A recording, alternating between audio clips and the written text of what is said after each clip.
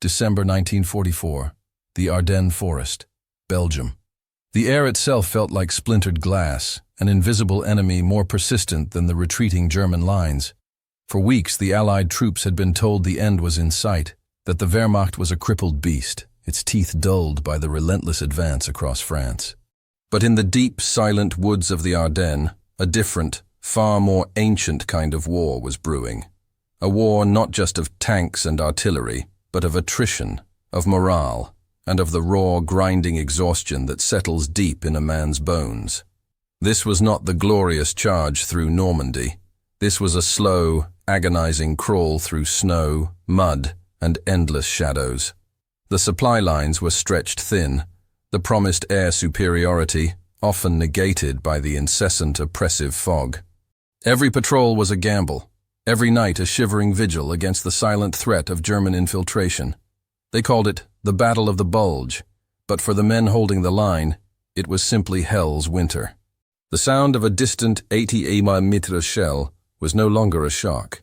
It was the metronome of their doomed existence, a constant reminder that for all the grand strategy discussed in London and Washington, their personal war was still measured in inches of frozen ground and the fleeting warmth of canned rations. In the small, forgotten sector near the village of Clairvaux, Sergeant Ethan Miller of the 28th Infantry Division led a reconnaissance squad. Miller was a farm boy from Iowa, his hands more accustomed to the grip of a plow than the stock of an M1 Garand. But here, in the freezing hellscape, he had transformed. He carried the burden of command like a physical weight, his eyes perpetually strained, scanning the tree line for the ghost divisions the generals swore were pulverized. Miller's unit had seen the worst of it, the confusion, the mass surrenders, and the sudden brutal counterattacks that turned quiet sectors into charnel houses in minutes. The war was no longer about democracy or ideology. It was about survival, about protecting the 4 men behind him, and about the deep, almost primal desire to see another sunrise. The technological irony of the conflict was palpable. Thousands of miles away, American factories were churning out B-17 flying fortresses at an industrial pace, a testament to the colossal, overwhelming power of the arsenal of democracy. Yet, here, the difference between life and death often came down to the simple mechanics of a frozen rifle bolt or a single well-placed anti-tank mine. The sheer scale of the industrial machine felt distant, almost mythological, to the soldier shivering in a foxhole, whose world had shrunk to the 5-foot radius around him. Miller had learned the hard truth about the enemy. They were just as cold, just as scared, and often far better equipped for the climate. Reports kept filtering through about the fanaticism of the SS, their brutal efficiency in clearing out pockets of resistance, and their utter disregard for the rules of engagement. This created a climate of suspicion and deep-seated hatred that transcended the political reasons for the war. The enemy was an abstraction, a symbol of all the misery they endured. But then, the abstraction became concrete. 2 days after Christmas, near a wrecked farmhouse that smelled of burnt wood and spilled sour wine, Miller's squad captured a small group of stragglers. Among the haggard, defeated German soldiers, there was one anomaly: a woman, not in uniform, but in a heavy, military-issue greatcoat and worn boots, clearly attached to the Wehrmacht contingent, perhaps a medic, an auxiliary, or, as some whispered, a spy.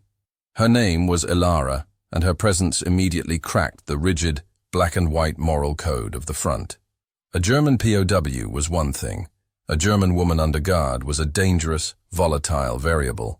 The sight of her, her face smudged with soot, her eyes the only vibrant thing in the gray landscape, a deep, startling green, immediately brought a strange, uncomfortable humanity into the brutal calculus of war. She wasn't the enemy abstraction. She was flesh and blood, a person. The men's reactions were immediate and troubling. Some muttered threats, fueled by the memory of comrades killed by snipers or artillery. Others stared with a silent, heavy curiosity, a flicker of something human struggling against the ingrained hatred. Miller, the pragmatic farm boy, saw only a liability, a complication that could get his men killed. His first order was purely strategic: secure her, interrogate her, and move on. He had no time for pity or morality games. What he didn't know, what no one in that shivering, exhausted unit could have foreseen, was that this single silent woman carried with her not military intelligence, but a far more potent and destructive secret, a secret that would shatter the boundaries between victor and vanquished, duty and betrayal, and leave an indelible scar on Miller's soul. The great drama of the Ardennes, the colossal clash of empires, was about to shrink down to a small, frozen room and a choice made in the suffocating darkness. If you're finding this deep dive into the human cost and technical detail of the war compelling, consider subscribing and hitting the notification bell. It helps us bring more untold stories of the L'Obétuantil experience to light. The interrogation shack was less a facility and more a derelict woodshed, damp and smelling faintly of mildew and old straw. It was an environment that perfectly mirrored the crude, immediate nature of their task. Ilara, the German woman, sat on an upturned crate, her posture rigid, her breath misting in the frigid air. The German soldiers captured with her had been secured separately, and the process of gathering tactical information had begun. A grueling, often fruitless task that relied more on exhaustion and fear than on genuine skill. But Ilara was different. She was an intelligence void, a cipher. Miller's training kicked in, the rigid procedural logic taught in officer candidate school. He needed to establish who she was, her function, and whether she posed a threat greater than her status as a non-combatant. She spoke English, precise and slightly accented, refusing to betray any emotion beyond a cold, weary defiance. She claimed to be an aid worker, caught up with a retreating German company near the Siegfried Line. Her story was simple, almost too simple, lacking the desperate fabrications of a frightened soldier. The technical analysis of her belongings yielded little. A map, surprisingly outdated, of the local roads. A small, non-military first aid kit. And crucially, a worn leather-bound book, not military issue, containing what appeared to be mathematical equations and sketches of intricate, complex mechanisms. The sketches were of precision engineering far beyond the scope of any field medic. This small, seemingly insignificant detail triggered a nagging alarm in Miller's mind. The war was now a contest of science and industry, and a woman carrying the secrets of advanced engineering could be exponentially more dangerous than a squad of infantrymen. Meanwhile, the psychological landscape of the squad was fracturing. Private Tommy Rourke, a tough kid from the Bronx who had seen his brother killed by a German sniper months prior, viewed her with open, corrosive hostility. "She's kraut, Sarge. That's all you need to know," he muttered, cleaning his rifle with unnecessary force.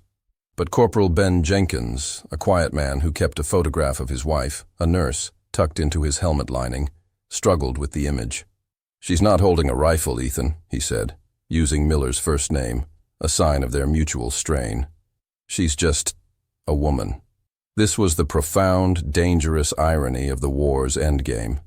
The sheer, overwhelming destructive capacity of the Allied forces, the M4 Shermans, the P-51 Mustangs, the industrial machine that supplied them, was built on a principle of dehumanization, the ability to see the enemy as a mass to be destroyed. Ilara, sitting cold and defiant in the woodshed, forced a painful rehumanization. She was a paradox, a symbol of the enemy machine, yet inherently separate from the frontline fighting that had defined their existence. The technical precision of German warfare had always been legendary. They were the masters of the surprise weapon, the V-2 rocket, the advanced U-boats, the formidable engineering of the Tiger tank. Was she connected to this secretive, high-stakes development? Miller focused on the book. He asked her about the diagrams, pointing to a particularly complex schematic that looked like an internal component of a gyro compass or a detonation mechanism. Her response was a shield of technical jargon and academic dismissal. She spoke of tolerances, of T0 temperature curves, and of pressure seals with a familiarity that suggested deep, intimate knowledge. "I am an engineer, Sergeant," she finally admitted, her voice flat. "I worked at a facility. We built things, precision instruments, not for the front line, but for research. The war requires brains, not just bullets." This was her truth, but in the environment of deep suspicion, it sounded like the most elaborate lie. An engineer? Doing what? Developing the next desperate technological gamble of the Third Reich? Miller realized the strategic dilemma. If she was merely a non-combatant caught in the retreat, harsh treatment was a moral and legal stain. If she was a technical expert, carrying crucial intelligence on a breakthrough weapon, letting her go or treating her lightly was a catastrophic failure of duty. The tension was an almost physical pressure in the room. He ordered her to be held overnight, under constant guard. He needed to radio the command post, but the atmospheric conditions, the constant snow static, made reliable communication a luxury they did not possess. They were alone with their prisoner, isolated by the relentless winter. That night, the forest was disturbed not by the slow, grinding advance of armor, but by the frantic, panicked sounds of a skirmish. A small German patrol, perhaps searching for their missing comrades, stumbled upon the Allied position. The ambush was fast, brutal, and chaotic. Tracer rounds stitched the darkness, and the sharp, percussive blast of hand grenades echoed through the pines. In the confusion, a stray shell, perhaps an 81mm mortar, struck dangerously close to the woodshed. Miller, directing fire and screaming orders, saw Rourke momentarily lose control, his eyes wide with combat terror. Rourke, seeing the shed compromised, moved towards it, not to secure, but to eliminate the liability. The ingrained hatred of the enemy, the exhaustion, and the fear had finally overwhelmed his discipline. Miller, caught between the advancing Germans and the moral precipice Rourke was about to step onto, made an instantaneous, life-altering decision. He sprinted toward the shed, not as a soldier protecting his lines, but as a man preventing an execution. A flash of heat, a sharp concussive force, and Miller was on the ground. He heard the metallic whine of shrapnel and felt a searing pain rip across his left arm and shoulder.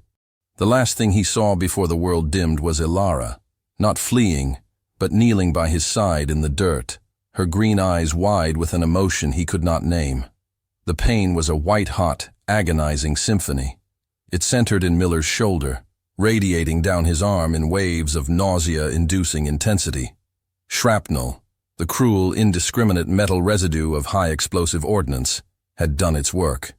The skirmish had ended almost as quickly as it began, the remaining German patrol melting back into the darkness. But the silence that followed was not peace. It was the tense, anxious quiet of a wounded camp. Miller was hauled back into the woodshed, now his makeshift aid station. He was bleeding badly.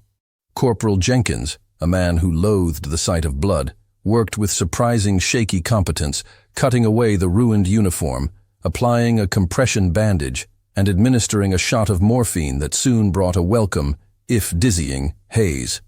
The danger of infection was immediate, stark, and terrifying. In the depths of the Ardennes, an untreated wound could be a death sentence, transforming a simple piece of metal into a systemic killer. It was here, in the dim light of a kerosene lamp, that the great paradox of the situation crystallized. The men were operating on pure transactional survival, but the core transaction had been violently reversed. Miller, the Allied commander, had been wounded defending a German POW from his own man, and now the prisoner, Ilara, was exhibiting a chilling surgical competence in tending to him. "You need to stabilize the edges," she said, her English still precise, but tinged now with a detached urgency. She ignored the glares of the American soldiers, their suspicion battling their desperate need for medical aid. She examined the wound, her fingers surprisingly gentle, but firm. "The field dressings are not enough. The metal is deep. We must extract it, or the risk of gangrene within 24 hours is unacceptable." Her technical language was a sharp contrast to the brutal reality. She spoke of the human body with the same cold, precise analysis she had used to describe the mechanisms in her notebook. She was an engineer of flesh now, applying the same principles of function and failure. She requested the strongest alcohol they had, not for drinking, but for sterilizing the crudely sharpened trench knife she proposed to use as a surgical tool. Rourke, his face a mask of shame and simmering resentment, stepped forward. "Absolutely not, Sarge. She's a kraut. She'll finish you off." Miller, his voice slurred by the morphine, shook his head slowly. "She saved my life once tonight, Rourke. Let her work. I trust the science in her hands more than the fear in yours. It was a calculated risk. a gamble on a deeper humanity that Miller desperately needed to believe still existed, even at the frozen heart of the conflict. The extraction procedure was agonizing. Ilara worked with terrifying efficiency, the kerosene lamp casting long, dancing shadows on the walls as she used the sterilized knife and a pair of pliers from a toolkit to probe the wound. She talked Miller through it, not with false comfort, but with technical directives.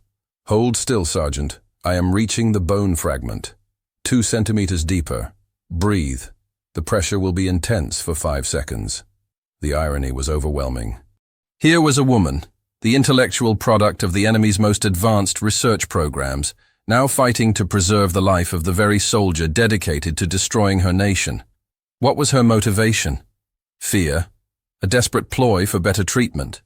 Or a genuine overriding sense of the Hippocratic Oath? A professional drive to fix the broken mechanism regardless of its allegiance? As she pulled the final jagged piece of shrapnel free, a collective sigh of relief, both American and German, seemed to fill the shack. She cleaned and bandaged the wound with materials salvaged from her own meager first aid kit, which was superior to the American field dressing.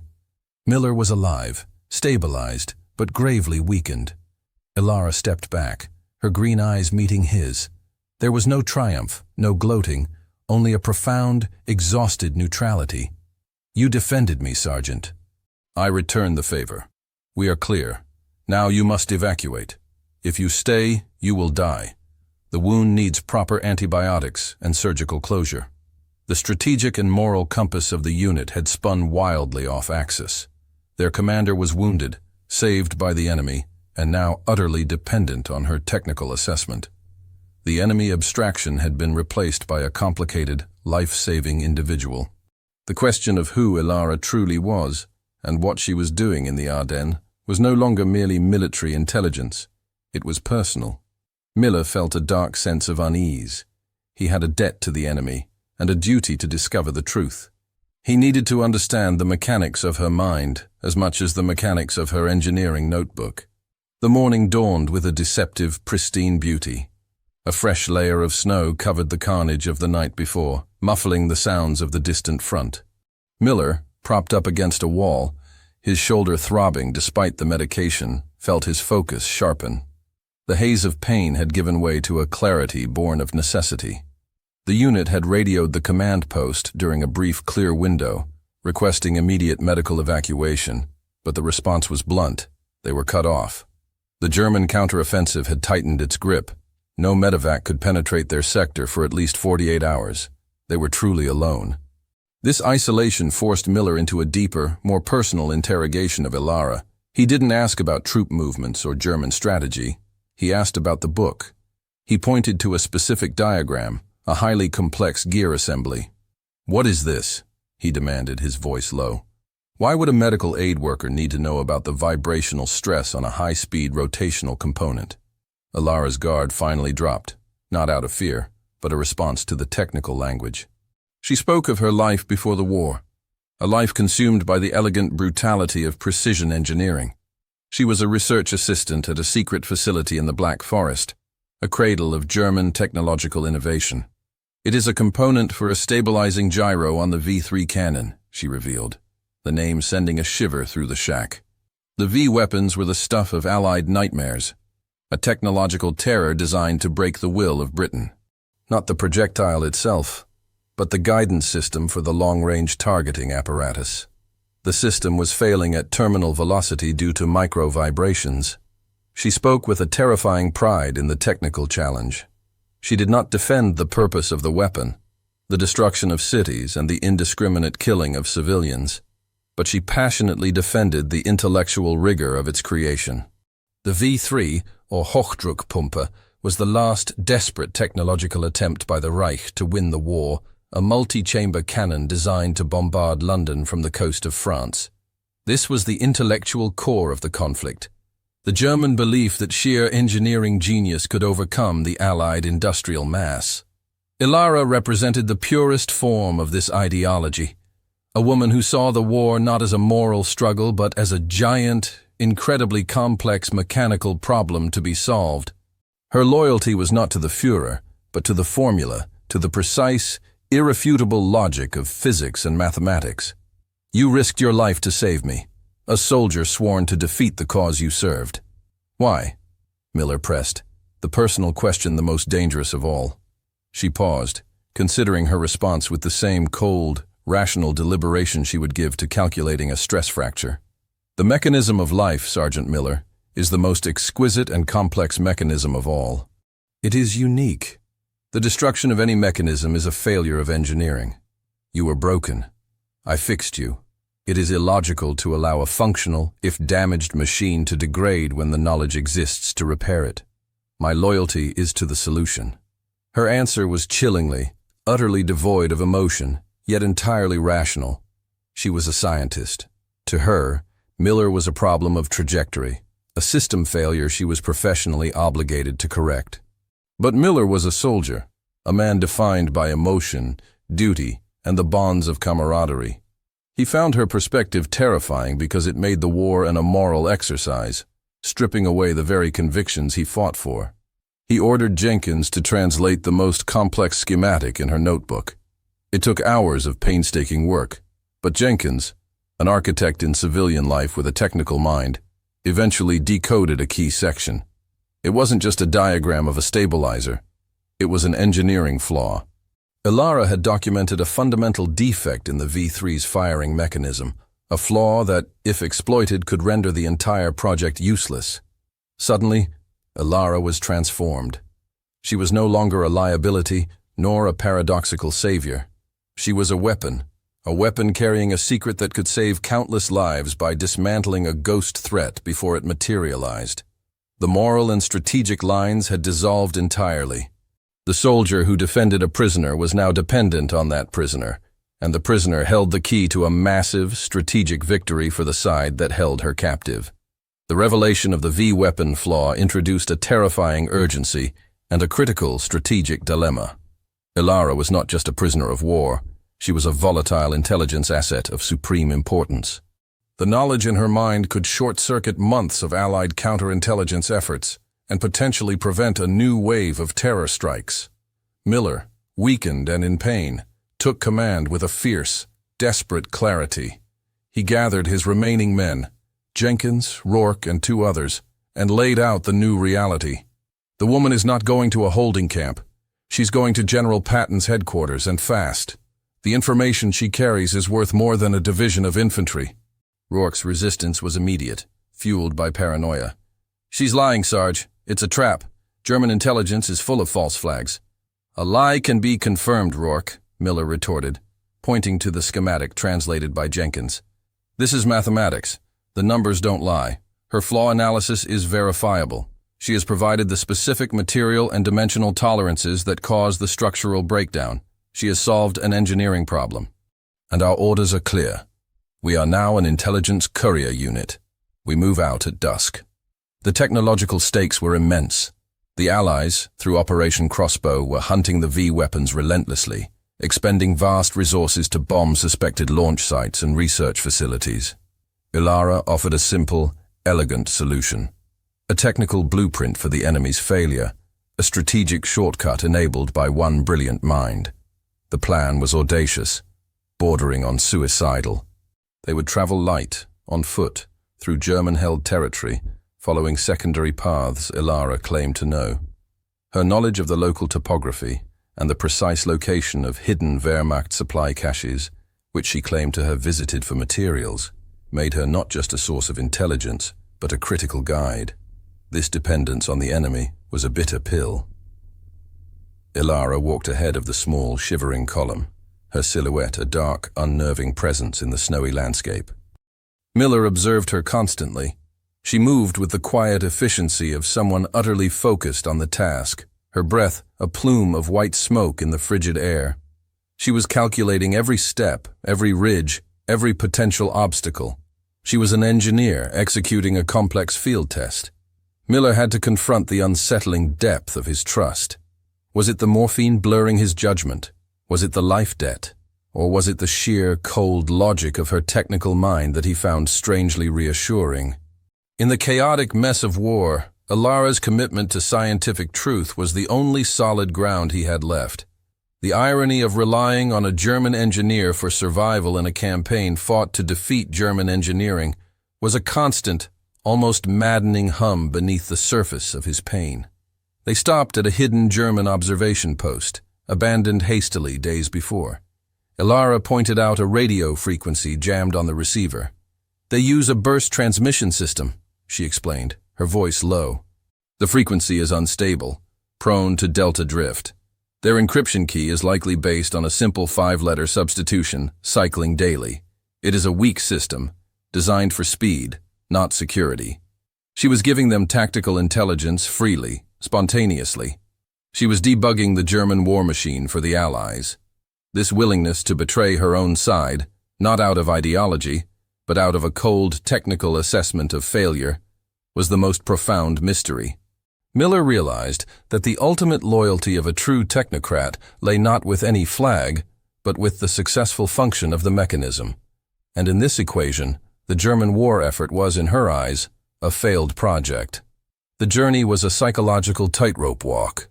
Rourke's resentment was a palpable force, his rifle aimed slightly too close to Ilara's back. Jenkins, meanwhile, was slowly being won over by her competence, engaging her in technical conversations about the structural integrity of a local railway bridge they had to cross. The enemy was becoming a human being, and the human being was showing competence far beyond the average soldier. But as they approached the outskirts of a German-held village, Ilara stopped, her posture suddenly rigid, her green eyes scanning the dense woods. She pointed to a thin, almost invisible tripwire snaking between two low-hanging branches. "Anti-personnel mine," she whispered, the cold clarity back in her voice. "Pressure plate activation. 1. 5 kilo required for detonation. We must go around." She was navigating them through a minefield of their own. Miller looked at the tiny, almost invisible wire. It was a detail only a trained eye, or a mind intimately familiar with the deadly geometry of warfare, would have spotted. He had put his life in her hands, and she had delivered. But the true test of her allegiance, and the climax of their shared ordeal, still lay ahead, waiting in the heart of enemy territory. The small column moved like ghosts, their progress agonizingly slow. Miller's wound was a pulsing drumbeat of pain, demanding all his reserves of focus. They successfully bypassed the minefield, a testament to Ilara's keen eye and Miller's risky trust. The constant close proximity forced an unusual intimacy, and Miller began to piece together the final, critical element of Ilara's motivation, her true, deeply buried agenda. It wasn't ideological betrayal, nor was it simple self-preservation. It was a profound professional disillusionment with the destructive trajectory of German technology. During a brief rest stop in the frozen ruins of a church crypt, Miller pressed her again. "The V3 floor. Why did you document it? Engineers solve problems. They don't undermine them." Ilara finally spoke of her facility, a pristine, almost monastic environment dedicated to pure scientific research. She described the shift, the point where her work, the elegant challenge of stabilizing a complex gyro, became corrupted by the political necessity of mass destruction. "We started with science, Sergeant. We ended with madness," she said, her voice barely a whisper. When the data showed that the projectile's trajectory, due to the vibrational failure, became completely random, they didn't stop. They celebrated. They called it a weapon of psychological terror, a force not aimed at strategic targets, but at the mind of the enemy population. They embraced inefficiency and chaos simply because it was terrifying. This was the core of her crisis. Her loyalty was to order. The Reich's decision to value terror over technical precision was, to her, the ultimate betrayal of the scientific method. She had not defected for the Allies. She had defected from disordered thinking. The V3 flaw was her calculated effort to reintroduce order into the system, to force the failure of a project that defied logic. The truth was far more complex than Miller could have imagined. She was defending the integrity of her profession against the madness of her state. The conversation shifted to the human cost. Miller spoke of the American crews over Germany, the 20-year-old pilots flying B-17s through clouds of flak, their industrial might paid for in blood, He spoke of the fear, the crushing weight of duty. Ilara listened, then offered her own perspective, a direct quote from a respected colleague in her facility, a famous aeronautical engineer. "The true tragedy of this war is not the death of men, but the death of ideas. The great intellect of Germany is now spent only on devising novel ways to explode metal." Her shock and subsequent action were not political. They were a professional, moral rebellion. She documented the flaw, not for the Americans, but for the historical record, a silent protest preserved in her leather-bound notebook. Her capture was an accident of retreat, but her defense of Miller was a calculated act to preserve a functional mechanism, a life that she had already invested in. Their journey reached its pivotal moment as they came to a dense, narrow pass near a frozen river, a choke point Ilara had warned them about. As predicted, German sentries were posted. They were highly trained, alert, and situated for an effective ambush. "Wait," Ilara commanded, holding up a hand. She pointed to a cluster of evergreen trees 20 meters away. "They have deployed the Sturmgewehr 44. I can identify the distinctive flash suppressor profile. This is not a standard patrol. They are waiting for someone important." The Sturmgewehr 44, STG-44, was the newest, most advanced assault rifle of the war, a rare, valuable weapon usually reserved for elite units. Its presence was a massive red flag. Ilara, with her technical eye, had immediately assessed the lethality of the opposing force. The ensuing confrontation was not a large-scale battle, but a frantic, personal duel. Rourke, still deeply suspicious, momentarily lowered his guard to adjust his pack. In that instant, a German sniper opened fire, the crack of the high-velocity round splitting the air. It wasn't aimed at Rourke, but at Ilara. Miller, in a reaction born of adrenaline, duty, and the pain-blurred instinct to protect his crucial asset, shoved Ilara violently to the ground. The sniper's bullet, meant for her, struck him instead, ripping through the flesh of his right thigh. He screamed, a raw animal sound, falling heavily onto the frozen earth. But as he looked up, through the haze of agony, he saw the ultimate, final unveiling of Ilara's agenda. She wasn't scrambling for cover or aiding his second devastating wound. She was staring at the retreating German sniper, her face a mask of shock and chillingly personal recognition. She recognized the shooter. The fear in her eyes was not of being killed, but of being silenced. The sniper had not been trying to protect a military secret. He had been trying to eliminate a traitor, a technical renegade whose knowledge represented a threat far deeper than simple tactical betrayal. The second wound was catastrophic, a direct hit to the thigh, immediate, profuse bleeding, and a complete cessation of their movement. Miller was immobilized, his survival now contingent on immediate, professional care. The skirmish was short. The American fire was enough to drive the ambush party back into the woods, but the damage was done. Ilara moved into action, not as a medic, but as a traumatized professional. Her movements were sharper, less detached than the night before. This time, the stakes were personal for her.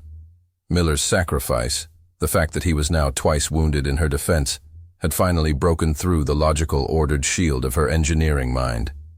"We must control the hemorrhage," she dictated, her voice tight with panic. She tore fabric from her coat, fashioning a crude but effective tourniquet above the wound, tightening it with the handle of a combat knife. "The femoral artery is intact, but the muscular damage is severe. He is in shock. 30 minutes before blood loss becomes irreversible." As she worked, Rourke, seeing the severity of his sergeant's condition, finally overcame his deep-seated hatred. He knelt beside Ilara, following her instructions, his hands shaking. The shared trauma of Miller's sacrifice had created an undeniable, desperate bond between the soldier and the prisoner. "That sniper," Ilara gasped, her eyes darting to the woods. "He was Major Brandt. He worked at the facility. He was the security liaison. They know I have the documentation. They sent him for me. This is not war. This is an internal purge." The climax had arrived, not in a grand sweeping tank battle, but in the brutal, silent revelation of a betrayal within the German high-tech program. Ilara wasn't just exposing a technical flaw, she was exposing a political and scientific faction within the Reich, a faction that viewed her technical dissent as treason. This truth gave Miller the final, agonizing clarity he needed. He was not protecting a defector. He was protecting a witness. And that witness, her mind full of priceless, life-saving data, was now his command objective, superseding all else. "Jenkins," Miller rasped, gripping the corporal's arm. "You take the notebook. You and Rourke. She goes with you. You move. Now, leave me a rifle and some rounds. I buy you time." It was a final, terrible act of command sacrifice, the ultimate proof of his trust in Ilara. But Ilara refused. She looked at the bloody, shivering man who had saved her life twice. The engineer's logic and the human heart finally collided. "No," she said, her voice firm. "You are the highest priority mechanism. I do not abandon a repair. They will follow the tracks. We move on the ice." She ordered Rourke and Jenkins to create makeshift sleds from their equipment, loading Miller onto the crude apparatus. She directed them onto the frozen surface of the river, reasoning that the cold, hard surface, while dangerous, would offer minimal track evidence and the best chance of speed. She calculated the load-bearing capacity of the ice against their combined weight, a life-and-death calculation made with an engineer's precision. They traversed the treacherous ice, driven by the chilling knowledge that Brandt and his men were hunting them, not as Allied soldiers, but as internal enemies of the Reich. The next morning, the shocking reality of her commitment manifested. After a night spent huddled in an abandoned hunting cabin, with Miller slipping in and out of consciousness, Ilara had secured the perimeter. She had not slept. She had worked. Using the last of her own medical supplies, she had not just dressed the wound, but had initiated a crude, field-expedient attempt at infection prevention, using local natural resources and her knowledge of organic chemistry. Then came the true, shocking reaction, the one that defined the entire paradox. Ilara approached the men, her face gaunt but determined. She held a small, charred piece of paper. "I destroyed the original notebook," she announced, her voice flat. "The physical evidence is too dangerous. If we are captured, the V3 program is lost." Rourke and Jenkins were stunned. "Why?" Jenkins stammered. Ilara tapped her forehead. "I memorized the entire flaw sequence. The 87 Hz resonant frequency, the alloy composition needed for the replacement part, the specific pressure tolerances. I am the blueprint. I am the data. The only way to save the information is to place it where they cannot interrogate it from me, by securing my passage to American lines." The shock was absolute. She had not destroyed the evidence. She had internalized it, making herself the single priceless container of the intelligence. The engineer had made herself the ultimate piece of precision machinery, proving that the most advanced technology of the war was not the Sturmgewehr or the V3, but the human mind.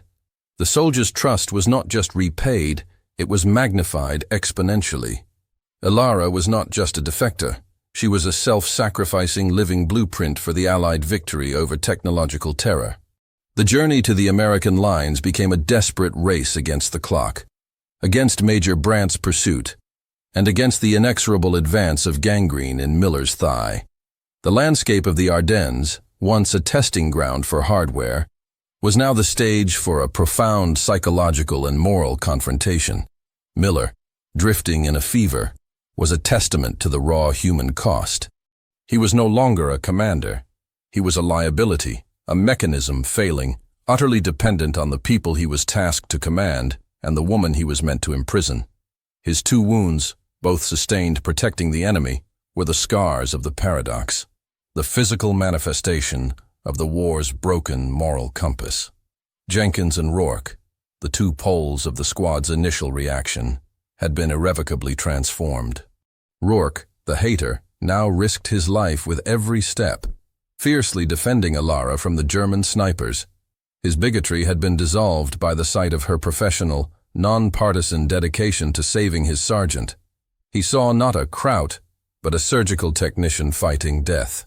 Jenkins, the quiet moralist, had found an intellectual kinship with Ilara, spending the hours of their escape confirming the complex equations she recited from memory, safeguarding the information. The final breakthrough came near Bastogne. A patrol from the 101st Airborne, battered but holding, intercepted them. The sight of the haggard, sled-dragging American soldiers, led by a civilian woman, was baffling. Miller was immediately stabilized and evacuated. Ilara was treated not as a prisoner, but as the precious cargo she was. Within days, she was flown out of the ETO to the United States, debriefed by the highest echelons of technical intelligence. Her information on the V3 flaw was confirmed, leading to precise targeting of the weapon's key industrial component plants and the cancellation of the project.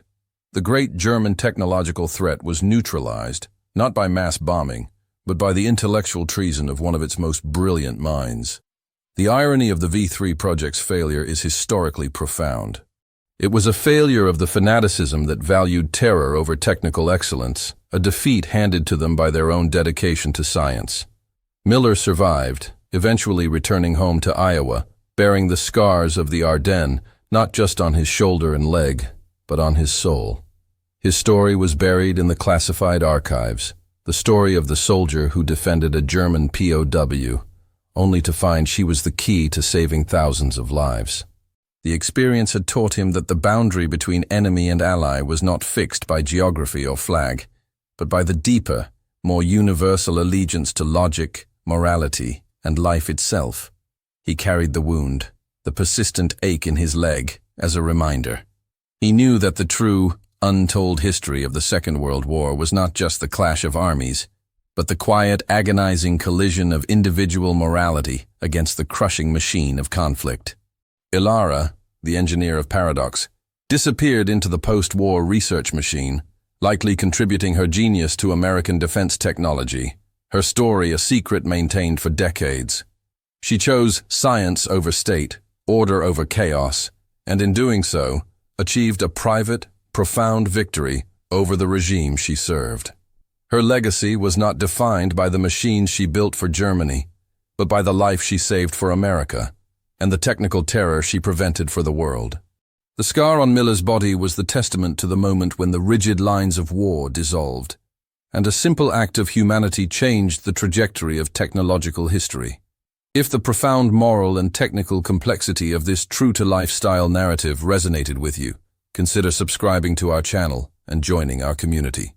We continue to uncover the hidden human dramas that defined the most technologically significant war in history.